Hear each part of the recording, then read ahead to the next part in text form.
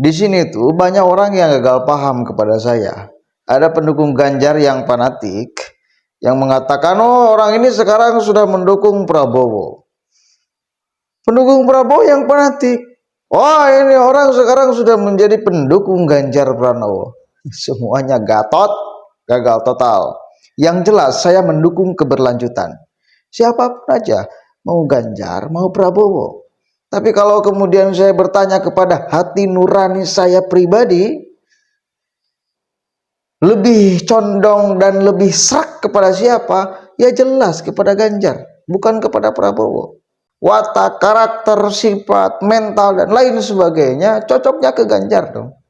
Apalagi berpasangan dengan Profesor Mahfud MD, yang itu sama-sama kita rekomendasikan dari dulu. Dan saya kira di sini Ibu Megawati ideal memilih Pak Mahfud MD bukan karena apapun, itu ideal sebagai sikap yang diinginkan oleh rakyat. Termasuk saya pribadi dulu sebelum kemudian penetapan Profesor Mahfud MD menjadi pasangan Ganjar Pranowo. Kita teriak sama-sama menginginkan untuk pendamping Ganjar itu ya Profesor Mahfud MD. Itu terkonfirmasi jelas. Saya itu pendukung keberlanjutan. Yang penting jangan perubahan aja itu ya. Tapi lebih cocok kepada siapa, lebih condong kepada siapa, ya kepada Ganjar dong. Jelas itu. Ya, jelas. Tapi bila ternyata faktanya, kita juga jangan kemudian pakai kacamata kuda, harus pakai kacamata realitas. Bila ternyata secara realitasnya susah untuk memenangkan Ganjar, maka apa boleh buat? Prabowo pun nggak apa-apa. Yang penting jangan perubahan gitu loh. Ngerti nggak? Kalau bisa diupayakan Ganjar ya menang. Kalau sudah tidak bisa, yang penting tetap keberlanjutan. Gitu. Oke. Paham ya? Keberlanjutan. Tapi saya bukan fanatik ya. Saya tidak pakai kacamata kuda di dalam melihat persoalan politik. Ya lebih condong aja, lebih cocok aja melihat siapa nih pemimpin. Ya cocoknya Ganjar. Udah itu aja. Dengan segala kemudian prestasi yang dia punya, apalagi Profesor Mahfud MD dengan komitmen ideologinya dan lain sebagainya, ya kita sepakat. Saya suka secara personal, secara pribadi ya. Oke, cukup. Itu saya, itu real, asli. Karena saya tidak masuk tim siapapun, enggak masuk tim Ganjar, enggak masuk tim Prabowo, apalagi tim Anies, enggak. Kepentingan saya satu, keberlanjutan itu. Ngerti ya? Karena itu suara batin saya, dan saya punya keinginan untuk menyuarakan hati ini, keberlanjutan. Yang membawa tema keberlanjutan dua orang, ya udah dukung dua-duanya. Ya. Begitu dong. Coba kita lihat nih, ada satu video yang menarik. Fadly John disikat oleh tim Ganjar Pranowo ya, soal anak muda itu ya pasti pilih Gibran. Pasti loh bahasanya, pasti pilih Gibran. Oh iya, karena dia anak muda lalu pasti dipilih oleh anak muda. Fadly John, ingat gak Fadly John? Orang yang seperti apa kepada Jokowi? Aduh, oke lah, coba kita dengarkan nih. Jangan lupa bahwa saya, suara milenial dan Gen Z itu 50%. 52% dari data KPU. 52%. Ini adalah suara yang diperebutkan. Ya. Dan kalau kita lihat afirmasi anak muda itu hanya ada pada sosok saudara Gibran. Nah, saya jawab ya, nggak melulu anak muda kemudian melihat Gibran adalah anak muda. Gibran anak presiden iya, tapi bukan anak muda. Ini hasil data, ya. Dan menurut kami yang paling presis itu Litbang Kompas karena dibiayain oleh dirinya sendiri. Itu pun belum tentu benar, karena ada juga yang selisih itu berdasarkan track record. Nah, dari hasil Litbang Kompas itu jelas bahwa 28,7% belum menentukan pilihan dan masih ragu. Nah, yang 71,3% ini masih 44% masih swing voter. Nah, itu di total 56%. Berarti yang baru memutuskan itu 44%. Nah, tadi menjawab saudara Fadly tadi menyampaikan generasi muda. Dari mana generasi muda memilih yang orang tua? Logika sederhana aja, ini kan pilih calon presiden, bukan calon wakil presiden. Itu satu. Kedua, generasi muda itu, generasi Z itu hanya 3 prioritasnya. Ini bukan karena Ganjar nomor 3 ya. Tapi memang pertama, korupsi. Loh, itu sudah jelas. Itu program utamanya Mas Ganjar, memberikan kewenangan kepada Profesor Mahfud. Yang kedua, energi baru dan keberlanjutan. Yang ketiga apa? Mengenai usaha, UMKM dan digitalisasi. Itu sudah dijawab oleh Mas Ganjar. Jadi bukan, lah beginilah. Logika sederhana, kalau terjadi proses pergantian kepemimpinan terhadap harus yang lebih muda, apakah ia jadi yang lebih tua? Itu kan tidak logis. Nah, kalau calon wakil presiden, sekarang saya tanya, siapa yang sudah menyatakan bahwa calon wakil presiden punya kewenangan? Baru Mas Ganjar loh, akan memberikan kewenangan kepada Profesor Mahfud untuk menangani bidang hukum dan SDM. Yang lain mana?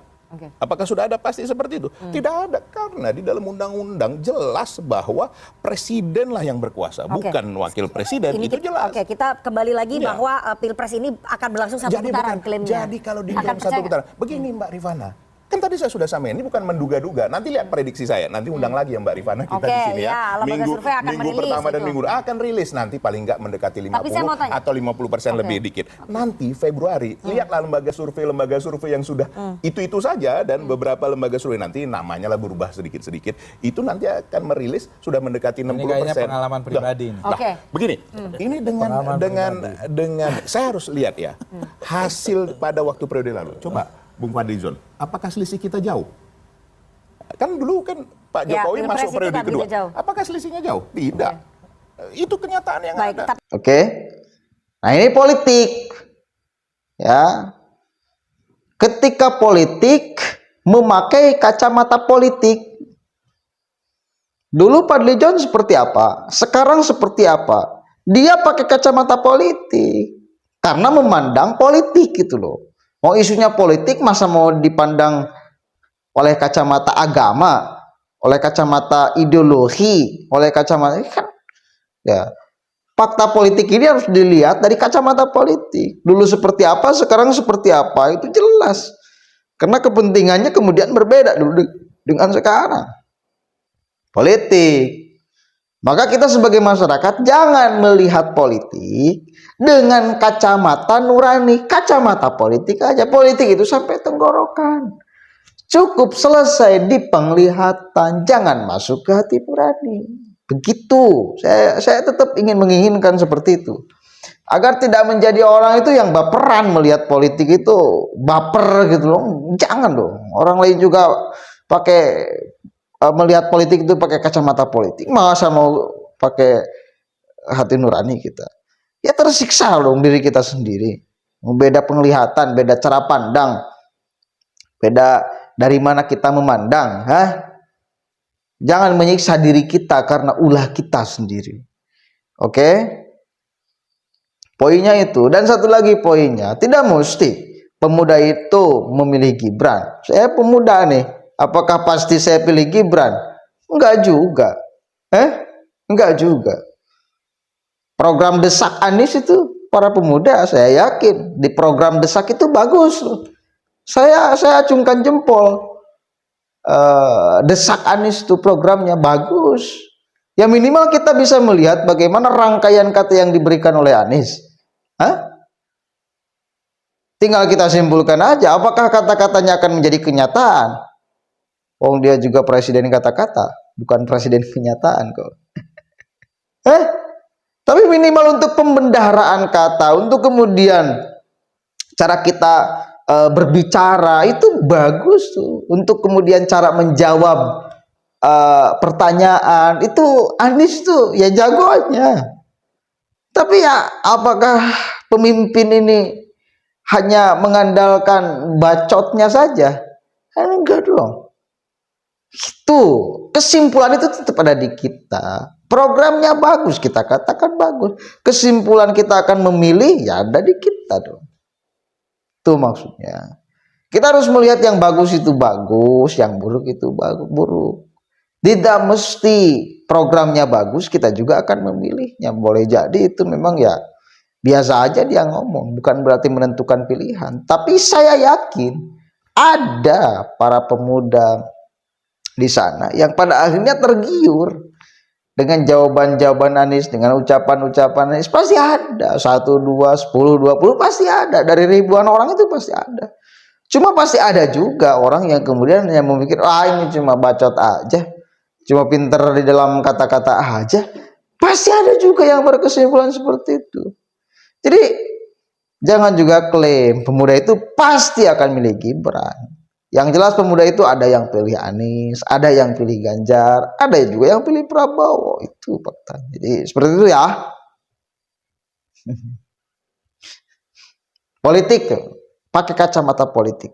Kalau melihat politik, pakai kacamata politik. Oke, sepakat ya? Biar kita itu tetap melihat pertarungan ini dengan riang gembira. Bukan bacok-bacokan ini, biasa aja. Oke, menang kalah biasa. Tapi kita harus berupaya untuk memenangkan yang keberlanjutan. Assalamualaikum warahmatullahi wabarakatuh.